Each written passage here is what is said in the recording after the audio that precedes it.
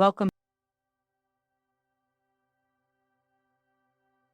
to Inner Love Trauma, a channel dedicated to empowering survivors of toxic and narcissistic abuse. My name is Charmaine, and I am a thriving aware super empath and a certified trauma-informed life coach. Having experienced my own share of traumatic experiences, I understand how debilitating the effects of abuse can be. It is my passion and purpose to help others recover from the aftermath of trauma, heal their wounds, and have a fulfilling life. As a trauma-informed life coach, I have spent years studying the effects of trauma on the mind and body. Through my experience and education, I have developed a deep understanding of the complex nature of trauma and its lasting impact on our lives. My mission is to provide a safe and supportive space for individuals to heal, grow, and rediscover their inner strength. On this channel, you will find resources, strategies, and insights on how to overcome the emotional and psychological wounds of trauma. I firmly believe that we can all heal and thrive after trauma. It is my goal to help you tap into your inner power, embrace your authenticity, and create a life full of joy and purpose. Before we dive deep, if you are interested in making awesome videos like this one, check out PICTORY. All you need is a script. You can create a video in 15 minutes. Click the link in the description. Learn how to make $500 a day. So, whether you are just starting your healing journey or looking to deepen your understanding of trauma recovery, I invite you to join me on this path to inner love and healing. Let's begin this transformative journey together. Here's how it worked. This is a story of reactive abuse. There was an empath named Lily who had always been very sensitive to the emotions of those around her. She had a kind heart and always went out of her way to help others, often at her own expense. One day, she met a man named Jack who seemed charming and confident.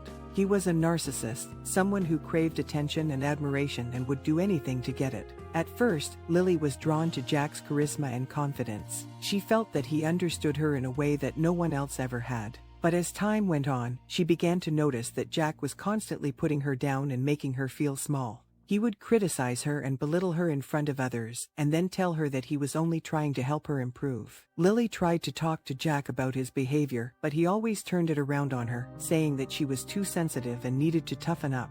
He even went so far as to tell her that she was crazy and needed help.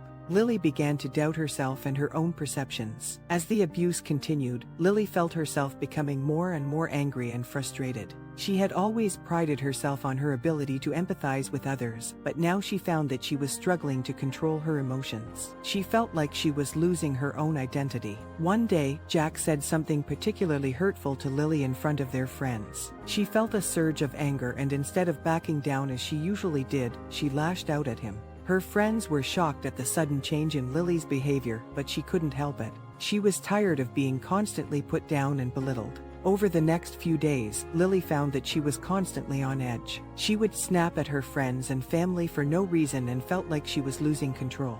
She realized that she had developed reactive abuse, a response to the narcissistic abuse she had been subjected to. With the help of a therapist, Lily was able to come to terms with what had happened to her. She learned that it was not her fault and that she was not crazy. She also learned techniques for managing her emotions and dealing with narcissistic abuse. In the end, Lily was able to break free from Jack's toxic influence and begin to rebuild her life. She was still an empath, but now she knew how to protect herself from those who would seek to take advantage of her kindness. Breaking free from Jack's toxic influence was not an easy task for Lily, but she was determined to take control of her life and put an end to the narcissistic abuse she had been subjected to. Here are some ways in which Lily was able to break free from Jack's toxic influence. Recognizing the abuse. The first step in breaking free from Jack's toxic influence was for Lily to recognize that what she was experiencing was abuse. This was not easy for her, as Jack had convinced her that she was too sensitive and that his behavior was meant to help her.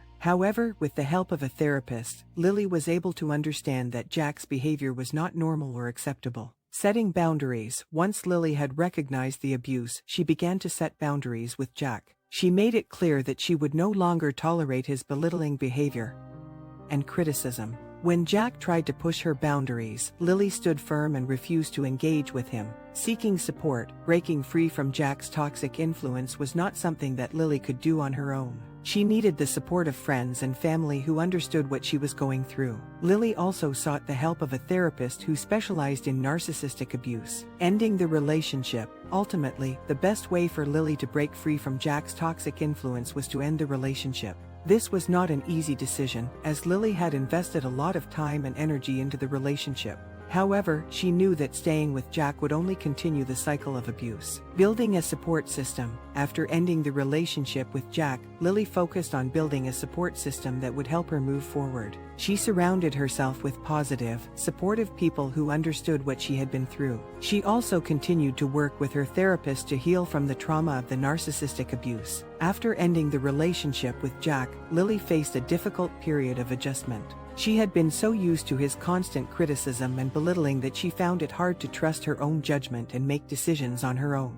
However, with the help of her therapist, Lily began to rediscover her sense of self-worth and confidence. One of the key things that Lily did to break free from Jack's toxic influence was to focus on her own personal growth. She began to explore new hobbies and interests that she had been too afraid to pursue before. She took classes in painting, yoga, and meditation, which helped her to calm her mind and gain a new perspective on life. In the end, breaking free from Jack's toxic influence required a lot of courage and determination on Lily's part. However, with the help of a therapist and a strong support system, she was able to take control of her life and move forward in a positive direction. I hope this story helped you understand reactive abuse. Thank you for watching. Please comment in the comment section, share this video on your social media channels to spread awareness. There are many people that need to hear this information. They need to know that they are not alone.